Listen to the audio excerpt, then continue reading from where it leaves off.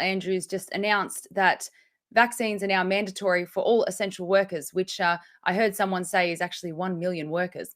Now, I would like to talk to you about the implications of this, and I've just written some notes so I don't forget anything. But I just want to reiterate that the messaging with RDA and from me is no longer about adverse reactions or trying to convince someone to not take something that they want to take. Okay. We are now all about supporting those of you who don't want it, but are feeling coerced and blackmailed. So we are absolutely here for you. And that's why I'm making this video. We have been inundated with people stressing out, my friends, personal people, my family. This is affecting a lot of people. And I'm here to give you some tips because guess what? Someone can say whatever they want. Doesn't mean it's legal. Okay. So here we go.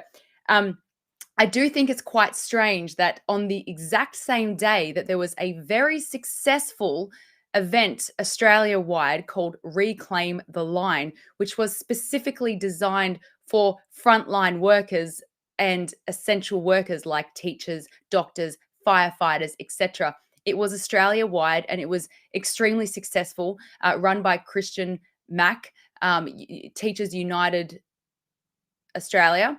You can look them up. You can look at the posts.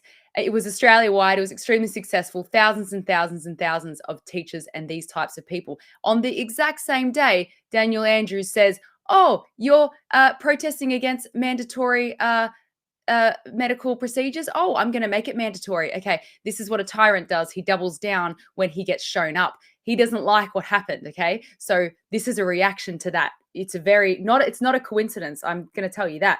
I also went to this is all, look, they're desperate, okay? Because anyone who wanted the medical procedure has already had it, okay? There's been months to get it. Everyone who wants it has had it. Now they're trying to get the people they think they can coerce. Before they realize that they can't legally enforce it, they're going to try and get you to cave. And if you cave now, well, you're going to have to draw the line somewhere, so you may as well draw it now is my suggestion. But I also went to the police station yesterday to get clarification on the whole, oh, you can catch up with 5 people outside, but they must be double vaccinated. You know how they're talking about the cafes and stuff, how there's going to be 50 people allowed outside, but they're going to have to be double vaccinated. Well, guess what? No one can ask you for proof. It's against privacy laws. It's discrimination to not serve you. They know that, but they're still trying to convince you that it's going to have an impact on your life. Now, as you know, my bail conditions, I have to follow the CHO directions. So I have to be extremely careful because I know that they're going to try and trip me up. So I went to the police station yesterday and I said, if I go to a picnic with 5 people, I'm not going to ask my friends if they're vaccinated because that is like asking when their last HIV test was or when they last had their period. It's none of my business. I'm not going to ask.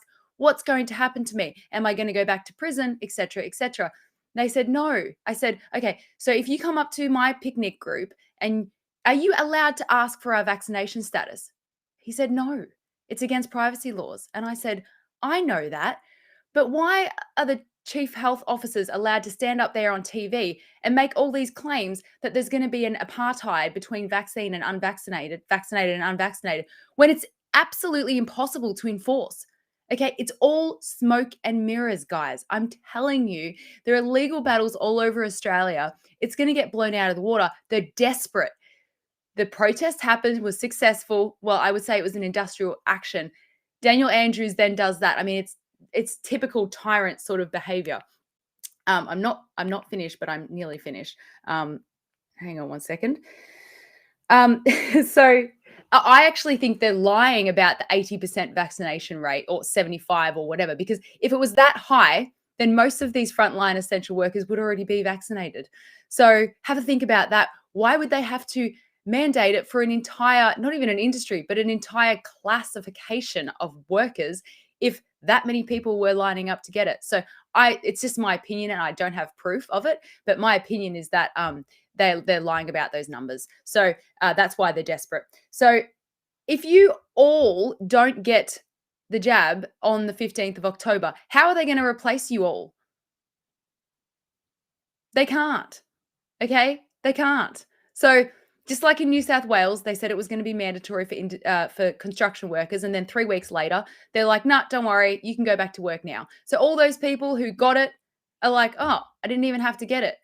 And so, yeah, you just got to hold the line, guys. If you want to, of course. If you want it, go get it. I don't care. I mean, I do care, but you know where I'm going with that. I understand that every situation is a bit different, and I can't begin to sympathize to imagine what it's like to have a family of 4 kids and you're worried about losing your job. But all I can say is losing your self-respect is pretty bad as well. So that's all I can say. I can't put myself in everyone's shoes, but that's just what I would say, and the line in the sand is pretty clear. Now, options. You know, I love to talk about options. So in the comment section of this video, there is a link to something called an informed consent package. I've actually seen recordings of people doing this. I've done this myself. So you go to your doctor, you ask them these questions. It's all very, very clear on the website that I've attached here. It's reignitedemocracyaustralia.com.au/informed consent. You can see it there. I'll also put it on the homepage of the website today as well. I'll update that. But blackmail and coercion is not informed consent. Okay? It's as simple as that. If you get this vaccine because you are being coerced, that is not informed consent. That is coercion. Okay? So you have every legal right to say no. But if you want some extra help, go to your doctor, ask them these questions, get them sign and date it. Go to your employer, and say, I tried to get informed consent. My doctor couldn't answer my questions. I can't give informed consent. Thank you very much, but no, thank you. Or here's a really, really easy tip. I might have had it. I might not have had it, but due to privacy laws, I actually don't have to tell you. There's nowhere to go from there. Now, if they fire you, then you need to sue them, or you need to go to the Fair Work, or you need to do your best, or just wait until this whole narrative blows out of the water because it's going too soon. Due to privacy laws, no one can ask you when your last HIV test was. No one can ask you when your last period was or your last breast scan was. Okay. So just say, I might have had it, I might not have had it, but I'm just not going to tell you. And I don't have to. Easy, right? Or why don't you book an appointment for 6 months in advance? It's like, yeah, I booked my appointment. And don't tell them when for. So yeah, there's some tips, but go to www.reignitedemocracyaustralia.com.au /informed-consent, and you'll see everything there. It's in the status. Just hold the line, guys. Please, just there is nothing worth your dignity. Nothing is more valuable than your dignity. They want to break you. This is just the beginning. They're desperate. They're absolutely so desperate.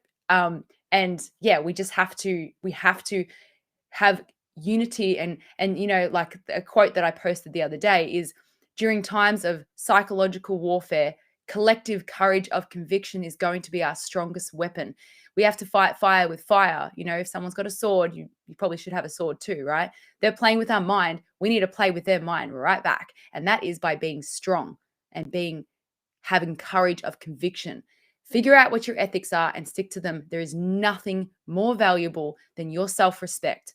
And I believe in you to be able to have the strength, and your family will respect you more for standing up for what you believe in than they will for caving to put food on the table. And I know this is a big statement, but we are in times of absolute historical making here. So I believe in all of you, and we can do this. Absolutely, we can do this. Okay, have a lovely weekend.